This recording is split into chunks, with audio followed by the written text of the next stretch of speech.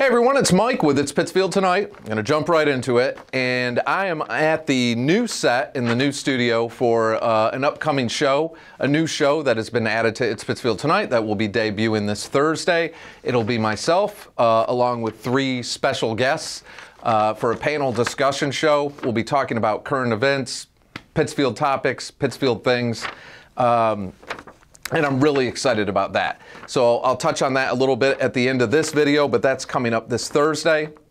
Another big thing that is in the still a big discussion anyway in the community is the snowstorm, snow/ice storm or ice/snowstorm that hit us December 23rd, right before Christmas, and it is still a discussion in the city. And I saw on the Facebook page for our local publication, our local newspaper, that it's still a big discussion and a lot of people still talking about it. A lot of comments on there. And I recognize some of the names from commenting on the last video I did talking about that storm. And the reason it's such a big discussion is that weekend, the weekend of the 24th and 25th, we had, I think, 69 or 70 car accidents related to that storm, which is unbelievable. And some people commenting, people need to learn how to drive better or better equip their car or this and that. I feel like they're missing the point. The point is the roads were not treated properly. Something wasn't right because all the other communities in the county were fine. You could literally see the lines on the roads at the state and town or the city and town lines. You could see where the state highways ended, where it was literally a clear line where it drastically changed. And look, I get that there's a lot to that discussion that the state uses magnesium chloride to treat their roads, and the city of Pittsfield, according to our Commissioner of Public Services, Ricardo Morales, were not equipped to use those chemicals. But something did go wrong. It was the worst the roads had ever been. So the storm hit on the 23rd and the car accidents continued on the 24th when it was nice and sunny out, and on the 25th when it was nice and sunny out, and on the 26th when it was nice and sunny out, and on the 27th it was still slick and dangerous in many streets, and then finally the temperatures came up. So it is a big discussion. There was a lot of damage done to vehicles. There was personal injury. There were people that were, that were hurt. As far as I know, nothing super serious, but I don't know every accident. So there were injuries. There was cars wrecked. It was a mess. And it's a big discussion, as it should be. And something went wrong. Somewhere, something happened. And it wasn't just people people blaming the drivers. I think that's ridiculous. I think that's absolutely ridiculous. Like Eversource, I mentioned this in the last video, Eversource put out messages I received 2 to 3 days before that storm. I was getting 2 to 3 text messages a day from Eversource saying prepare for possible power outages, high winds, icing, snow, and it could cause problems, and you could have service interruptions. In the year 2023, or in that case 2022, with the technology and communications, there was no reason that the city didn't put out some kind of messages. If the city streets were unsafe and people could have been notified that they were not prepared or they weren't able to clear them or whatever the scenario was, there should have been a notification system, because all the surrounding communities were fine. All the state-maintained roads were fine within hours of that storm hitting, literally. And I have video to show it. You could literally see the lines where the town lines and city lines where the difference was. So it was specific to Pittsfield.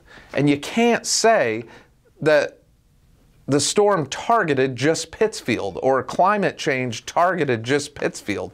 So it's an ongoing discussion, as it should be. It caused a ton of damage.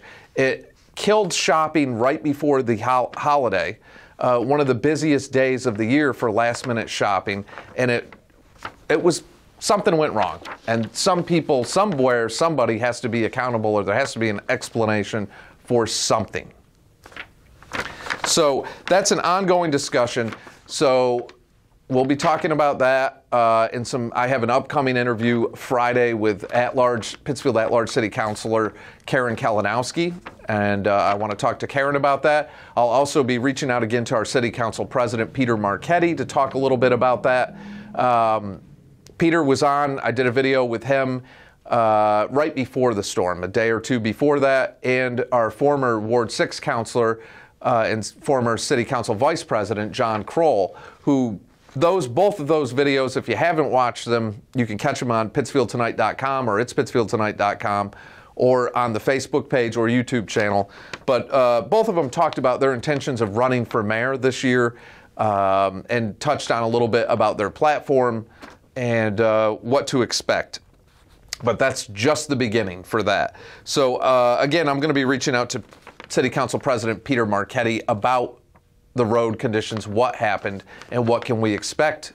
I mean, obviously it's winter. There's going to be more bad weather coming.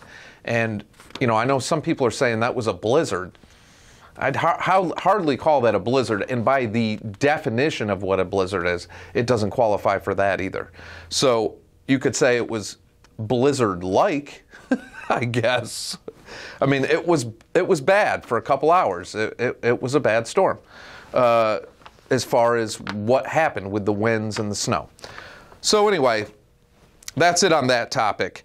So Wednesday, I'll be covering the January 4th, Wednesday at 3 p.m., the inauguration and swearing in of our new Berkshire County District Attorney, Tim Shugrue, and the new ADAs. It is at 3 p.m. in downtown Pittsfield at the courthouse. I will be there. I will cover it. I will be videoing that. So I'll be putting that up, but it is open to the public for anybody who wants to attend. Thursday, January 4th, a new panel discussion show, which will take place on this new set, which I'm really excited about. And again, it's myself and 3 special guests. So I'm really looking forward to the debut of that, and that'll be a regular segment that I'm adding to the show. So that's Thursday morning. That'll be out. Friday, at-large City Councilor Karen Kalinowsky will be on. And again, we'll be talking about the roads and some other things going on in the city and some rumors I've heard about Karen Kalinowsky, potentially whether she'll be running again for at-large or running for another office. But I do want to ask Karen some questions there.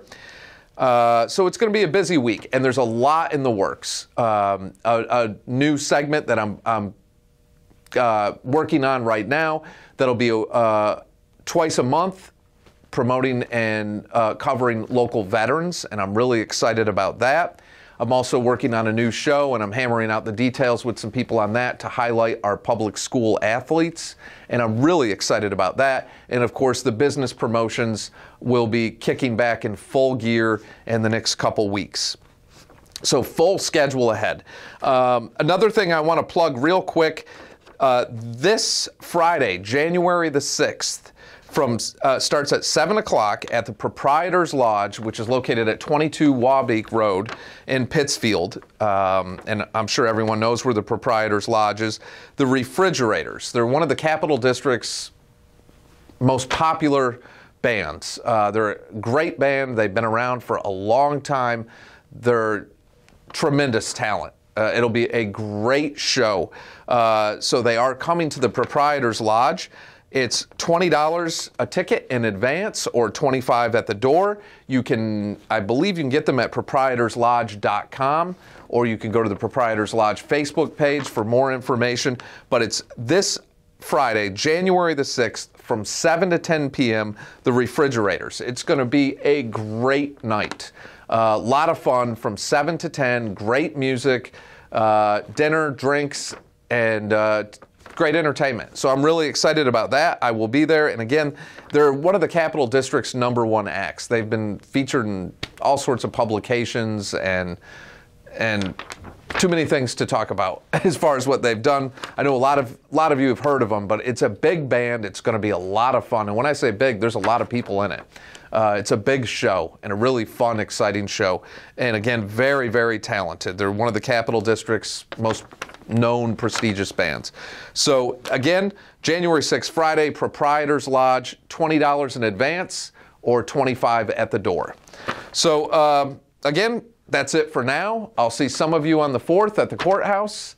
And this Thursday morning, I'll be debuting the new show from this set here.